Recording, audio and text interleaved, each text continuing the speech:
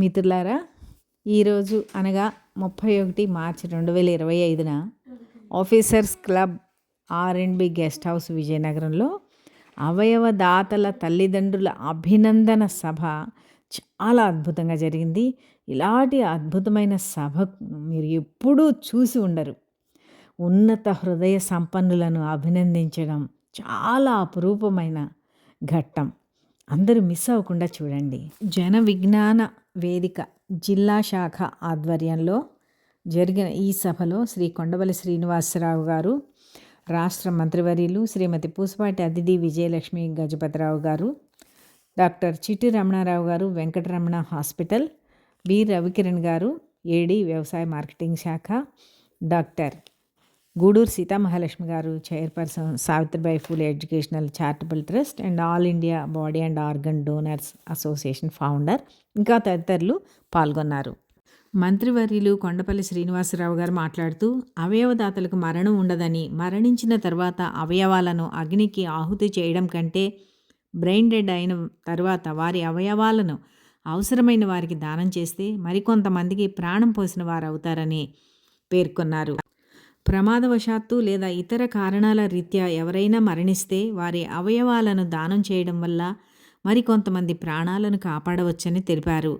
అవయవదాతలను ఆదుకునేందుకు ప్రభుత్వ పరంగా చర్యలు తీసుకునేలా కృషి చేస్తానని ఆయన చెప్పారు. విజయనగరం ఎమ్మెల్యే పూసపాటి అతిథి విజయలక్ష్మి గజపతి రాజు గారు మాట్లాడుతూ, అవయవాలు దానం చేయటం ఒక బృహత్తరమైన కార్యక్రమమని తెలిపారు. అవయవదానం చేసేందుకు ప్రజలు ముందుకు రావాలని ఈ సందర్భంగా విజ్ఞప్తి చేశారు. వెంకటరమణ ఆసుపత్రి అధినేత డాక్టర్ చిట్టి రమణారావు గారు మాట్లాడుతూ, అవయవదానాన్ని మించిన దానం లేదని, అవయవదానం చేస్తే ఎంతోమంది ప్రాణాలు కాపాడవచ్చని అన్నారు. స్పెక్ట్ చైర్పర్సన్ గూడూరు సీతామహాలక్ష్మి గారు మాట్లాడుతూ, అవయవదానం చేసేవారికి ప్రభుత్వం అధికార లాంఛనాలతో అంత్యక్రియలు నిర్వహిస్తుందని తెలిపారు. అదేవిధంగా అవయవదానం చేసేవారిని కుటుంబాలను ఆదుకునేలా ప్రభుత్వం చర్యలు తీసుకోవాలని ఆమె విజ్ఞప్తి చేశారు. అనంతరం అవయవదానం చేసిన పాచిపెంట మండలం కొత్తవలస గ్రామానికి చెందిన లంకేనా సాయి, గంట్యాడ మండలం మురపాక గ్రామానికి చెందిన గండి సాయి పల్లవి తల్లిదండ్రులను ఈ సందర్భంగా సత్కరించారు. నిరుపేద కుటుంబాలకు చెందిన పల్లవి, సాయి కుమార్లు అవయవదానం చేశారు. పల్లవి సోదరి జాహ్నవి చదువుకు 10,000 రూపాయలు, సాయి కుమార్ సోదరి స్రవంతి చదువుకు మరో 10,000 రూపాయలు ఆర్థిక సాయం స్పెక్ట్ తరఫు నుండి గూడూరు సీతామహాలక్ష్మి గారు అందించారు. జన విజ్ఞాన వేదిక జాతీయ కార్యదర్శి డాక్టర్ ఎంవీఆర్ కృష్ణాజీ, జాతీయ నాయకులు గండ్రేటి లక్ష్మణరావు, గండ్రేటి అప్పలనాయుడు, జిల్లా కార్యదర్శి యు శాంతికుమారి, డప్పు శ్రీను, జేవీవి నాయకులు కర్రి సత్యనారాయణ, రాజగోపాల్, షణ్ముఖరావు, సుంకర సూర్యనారాయణ, శ్రీరాపు శ్రీను, డాక్టర్ పైల రమేష్, గెద్ద చిరంజీవిరావు గారు తదితరులు పాల్గొన్నారు. మరి ఇప్పుడు ఆ కార్యక్రమాన్ని మనం చూద్దామా? యవనస్తరాలు ఉంది, చాలా దీనమైనటువంటి స్థితిలో ఆ కుటుంబం ఉంది. దయచేసి పెద్ద మనసుతో ఆ కుటుంబానికి ముఖ్యంగా మిమ్మల్ని వినయంగా వేడుకుంటున్నాం.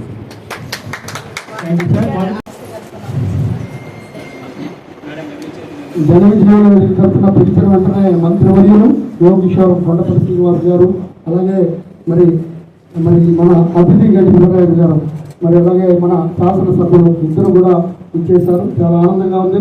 ఎందుకంటే ఈరోజు తల్లిదండ్రుల పిల్లలకి చెరువు 10,000 స్పెక్ట్ తరఫున సావిత్రిబాయి ఫూలే ఎడ్యుకేషన్ ట్రస్ట్ తరఫున వారు కూడా వారికి ఇచ్చిన శిశువు అందించారు. వారికి ధన్యవాదాలు తెలియజేస్తాం.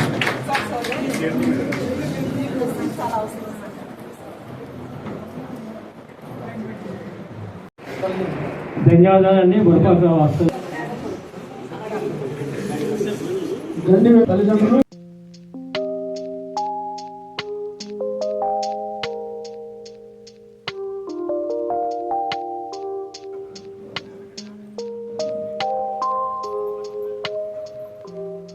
కరెక్ట్గా ఏ యాక్టివిటీకి మీరు రావాలో ఆ యాక్టివిటీకి వచ్చారు. అందులో మా మంత్రి గారు, మా ఎమ్మెల్యే గారు, ఎందుకంటే వాళ్ళు ఈ జిల్లా నాయకులు, ఈ జిల్లా యువత రంగానికి అద్భుతమైన మోటివేషన్ ఎప్పటికే ఇస్తున్న నాయకులు, వాళ్ళ ఆధ్వర్యంలో మీరు రావడం కూడా మాకు ఆనందంగా ఉంది.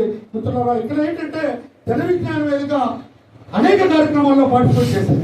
అక్షరాస్యత రావాలని చెప్పి తపన పడ్డారు. ప్రధానంగా మరి స్వర్గీయ ఎన్టీ రామారావు గారు నినాదించిన మద్య నిషేధం గురించి అనేక పోరాటాలు చేసిన జన్మించిన చరిత్ర మిత్రులారా. ఆ రోజు ఎన్టీ రామారావు గారికి ఒక అద్భుతమైన చరిత్ర.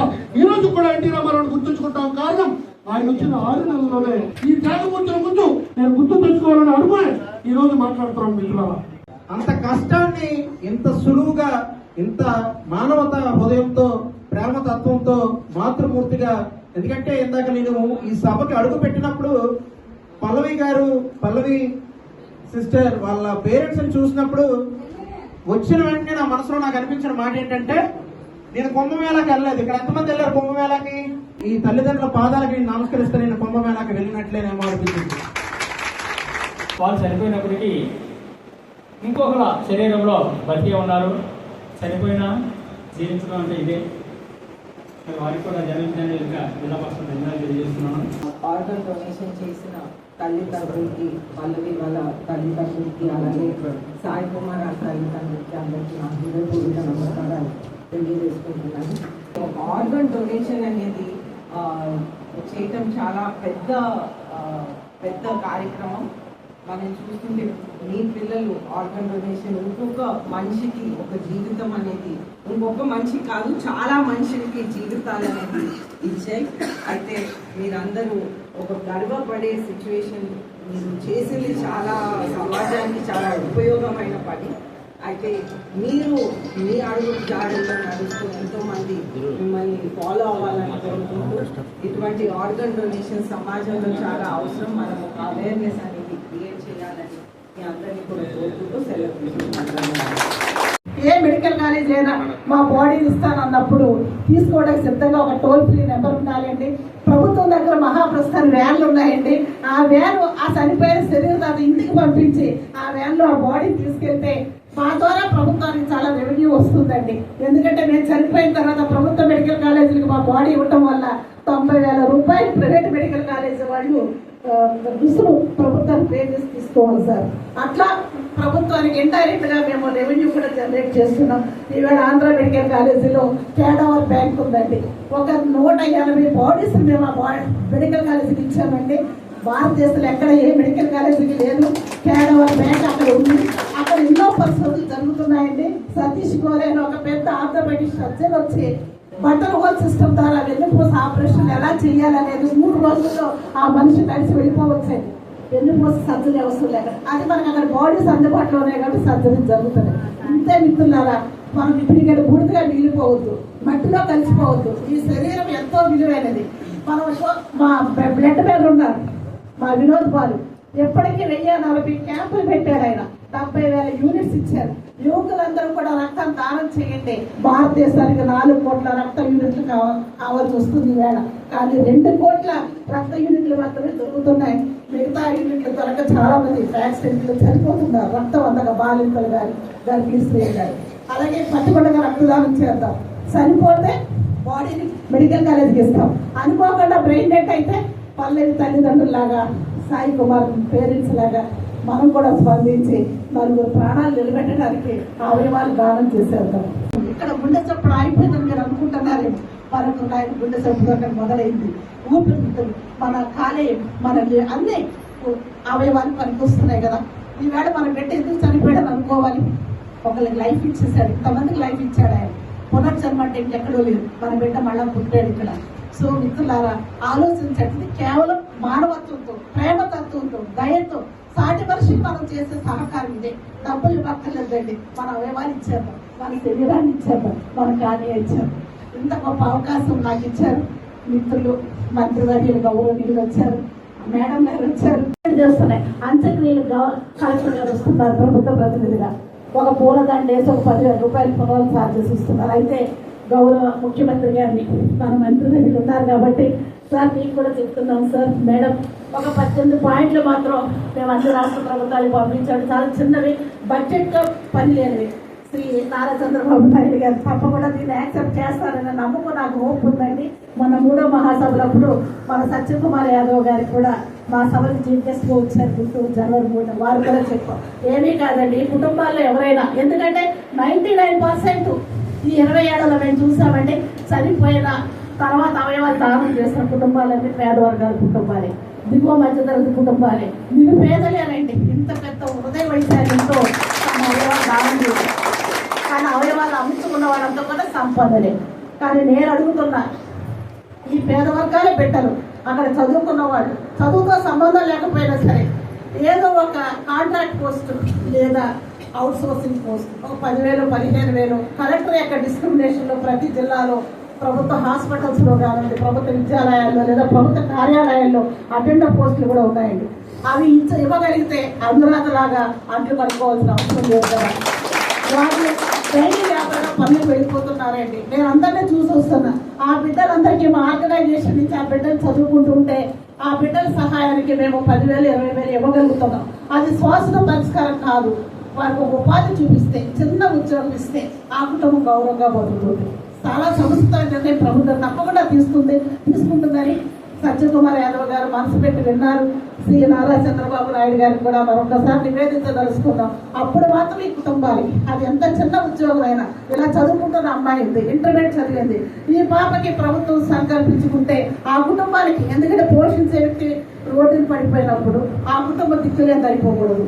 ఆ కుటుంబాన్ని పోషించే వ్యక్తిగా ప్రభుత్వం అక్కడ నిలబడాలి. అప్పుడు తప్పకుండా సమాజం అందరూ కూడా అవయవదానాలు చేయడానికి ముందుకు వస్తారు. ప్రభుత్వం తరఫున ఈ చిన్న సహకారం మీ తరఫున కూడా ఒక అప్పీల్ పెడుతున్నాను సార్. నేను లెటర్ ఇస్తాను.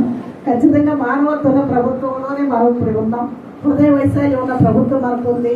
ప్రతి దాని పట్ల కూడా స్పందించే వ్యక్తులు ఇక్కడ ఉన్నారు. కాబట్టి ఇలాంటి మానవీయ అంశాల్లో సరైన సంస్థల నిర్ణయాలు ప్రభుత్వాలు తీసుకోవాలంటే, కాబట్టి ప్రతి నిమిషం ఆలోచించే మనం, స్పందించే మనం మరణం తర్వాత కూడా బతికే ఉంటాం, ఇంకొకరిలో జీవించే ఉంటాం, ఇంకొకరిలో శ్వాసిస్తూనే ఉంటాం, ఇంకొకరికి జీవితాలు ఇస్తాం. నాకు తెలుసు ఇది ఎంత కష్టమైందో. శాంతకుమారి కన్నీళ్లు పెట్టుకున్న ఈ తల్లి ఈ రోజు కూడా తన కళ్ళల్లో కన్నీళ్లు ఆగకుండా శ్రమిస్తున్నా.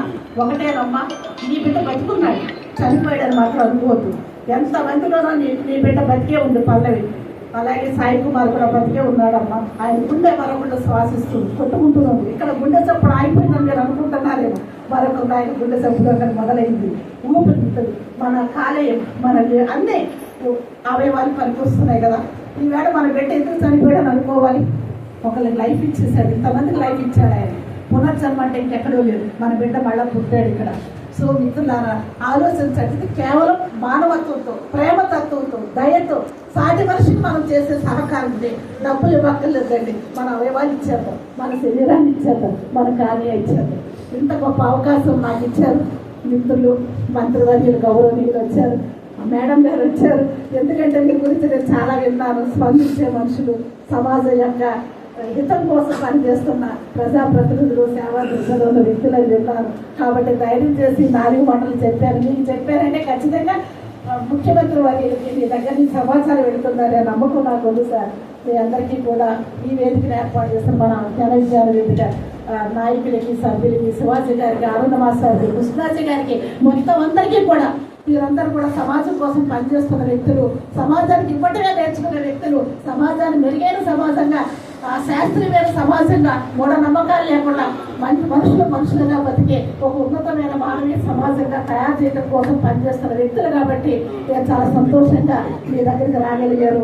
నిన్న కాక మన డప్పు రమేష్, సురేష్, శ్రీనివాస్ మరణించిన జీవించడనే పాట అద్భుతంగా పాడాడు. 4 నిమిషాలు మా అన్ని గ్రూపుల్లో ఎంత బాగా వైరల్ అవుతుంది. ఇలాంటి కళాకారులు, సామాజిక తత్వాలు, సేవా తత్వాలు, మేధావులు, ప్రజాప్రతినిధులు ఉన్న ఈ సభలో నాకు పాల్గొనే అవకాశం కల్పించినారు.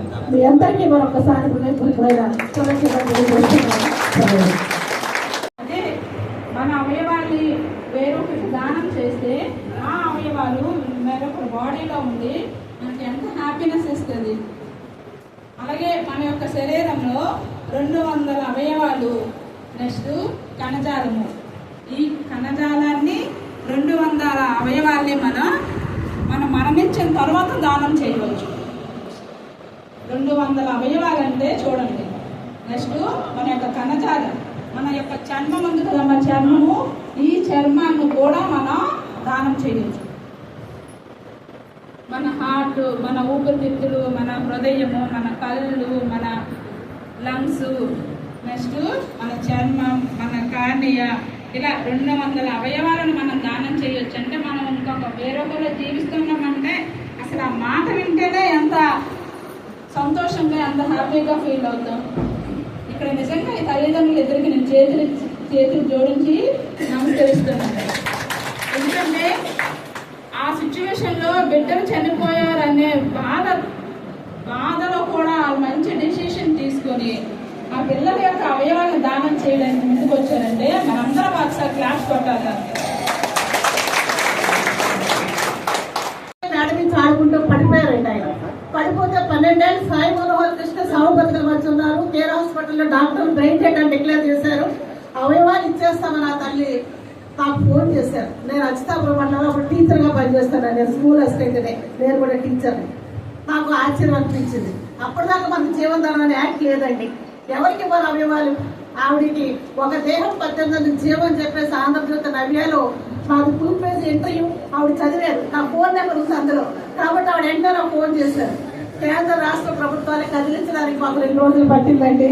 అయినా సరే సక్సెస్ అయ్యాం. సాయి మనోహర్ కృష్ణ సదా స్మరామి అని చెప్పేసి అన్ని పేపర్ల పదార్థ శిశువులు వచ్చాయి. పుట్టేడు దొక్కులో కూడా అంతులేని ఔదార్యం అని చెప్పేసి ఆ రోజు పేపర్లు కీర్తించాయి.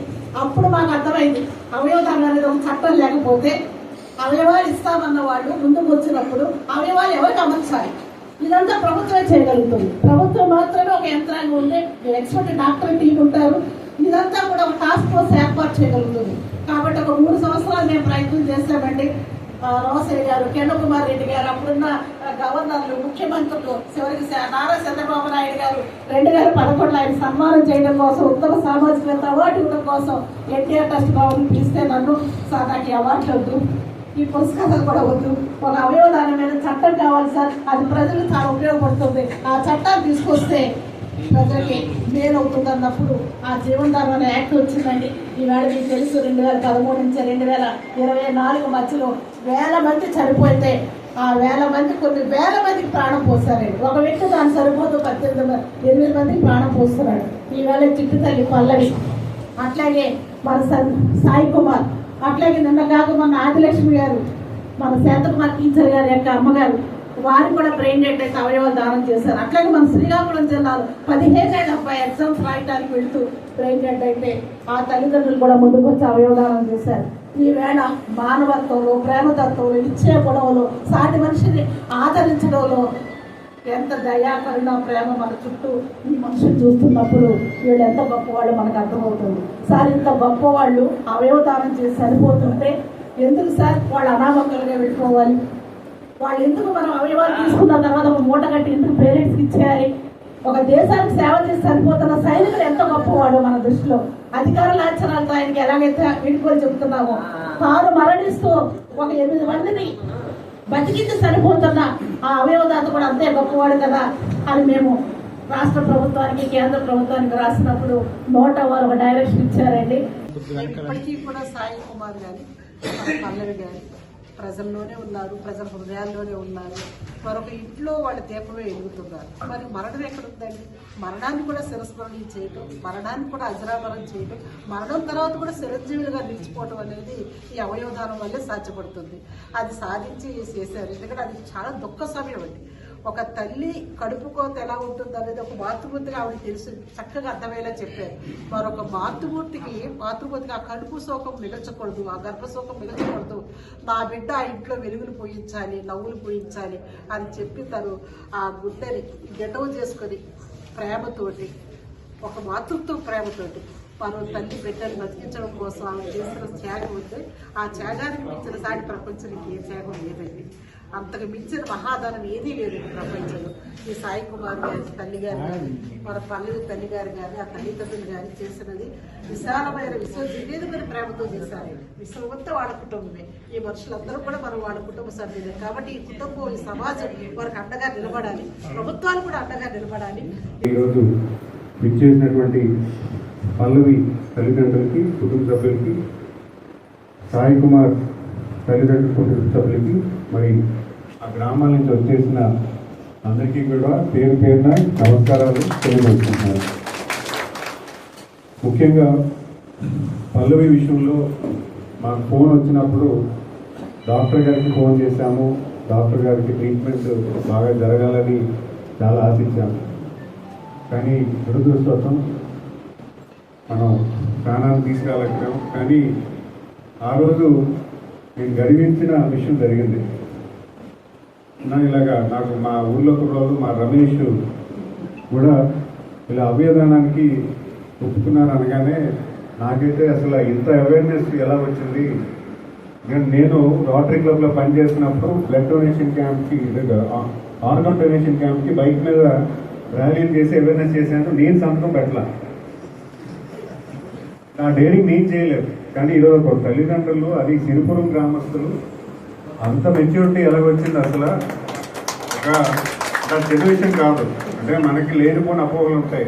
మన హిందూ సమాజం ప్రకారంగా మనకి పూర్వీకుల నుంచి ఒక అపోహ ఉంది. ఒక కార్యక్రమం మంచి అనుకున్నాన్ని అలా ఫాలో అయిపోతాం. కానీ వాళ్ళు బయటకు వచ్చి ఈరోజు ఇంకో 2 ప్రాణాలు నిలబెట్టడానికి మా అమ్మాయి ఇలా పనిచేస్తుందని అంటే వాళ్ళు అంటే వాళ్ళ ఆలోచనకి ఉదాహరణకి మనం నిజంగా చేయకొట్టాలి. మరి ఇటీవల తెలంగాణ ప్రభుత్వం బిల్లు పాస్ చేసిన సందర్భంలో ఇక్కడి నుంచి నన్ను చాలా మంది మిత్రులు ఫోన్ చేశారు.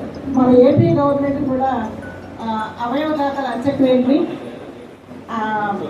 ప్రభుత్వ లక్షణాలతో చేస్తే బాగుంటుందని అటువంటి మిత్రుల కోసం చిన్న మిత్రులు చేయదలుచుకున్నానండి.